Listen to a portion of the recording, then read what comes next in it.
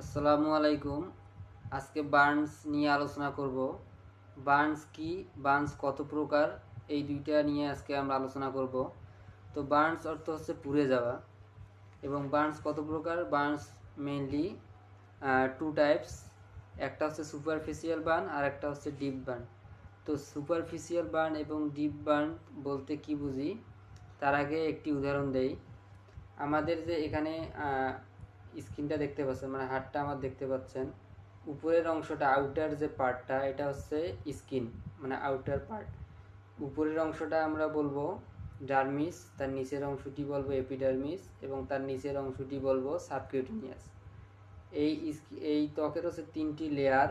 যখন পুড়ে যাবে, যদি উপরের অংশটা পুড়ে যায় তাহলে এটাকে আমরা বলবো সুপারফিশিয়াল বার্ন। এবং যদি তার নিচের অর্থাৎ হচ্ছে এপিডার্মিসটা পুড়ে যায়, এবং এপিডার্মিসের ভিতরে নার্ভ কিন্তু থাকবে, অনেকগুলো নার্ভ, এই নার্ভগুলো পুড়ে যাবে, তাহলে এপিডার্মিস পুড়ে গেলে এটাকে আমরা ডিপ বার্ন বলবো। তাহলে উপরে থাকলে সুপারফিশিয়াল এবং একটু নিচে যদি হয় তাহলে এটা আমরা বলবো ডিপ বার্ন।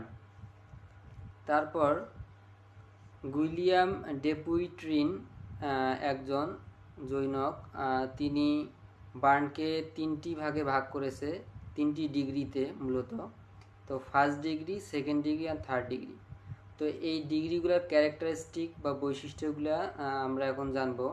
তো ফার্স্ট ডিগ্রি বার্নে উনি বলছেন যে এই যে হাতের উপরের যে অংশটা, এই অংশটা যে পুড়ে যাবে, এখানে এটা রেডনেস হবে, মানে লাল দেখাবে। তারপরে হচ্ছে সোয়েলিং, ফুলে যাবে, এবং পেইনফুল অর্থাৎ হচ্ছে ব্যথা করবে। এবং সেকেন্ড ডিগ্রি বার্নে উনি আবার সেকেন্ড ডিগ্রি বার্নকে আবার দুইটা ক্লাসিফাই করেছেন। একটা হচ্ছে সুপারফিশিয়াল বার্ন এবং ডিপ বার্ন। তো সুপারফিশিয়াল বার্নে ফোস্কা উঠবে এবং এটা অনেক পেইনফুল হবে, এবং এটা সুস্থ হতে 10 থেকে 15 দিন সময় লাগবে। এবং ডিপ বার্নে হচ্ছে এখানে ব্লাড, এই পুড়ে যাওয়া অংশটিতে ব্লাড এখানে জমবে, এবং হচ্ছে এটা সুস্থ হতে 25 থেকে 30 দিন সময় লাগবে। এবং হচ্ছে থার্ড ডিগ্রি বার্ন, যেটা উনি ক্লাসিফাইয়ে অ্যাড করছে। তো থার্ড ডিগ্রি বার্নে ডার্মিস তো পুড়ে যাবে, এপিডার্মিসও পুড়ে যাবে, এবং সাবকিউটেনিয়াসের উপরে অর্থাৎ এপিডার্মিস পুড়ে যাওয়ার পর নিচে যে সাদা অংশ বা সাদা মাংস আমরা দেখতে পারি, এটা হচ্ছে থার্ড ডিগ্রি বার্ন বলে তিনি আখ্যায়িত করেছেন। তো বার্নসের টাইপসগুলো সম্পর্কে আমরা আজকে জানলাম। আশা করি সবাই বুঝতে পারছেন।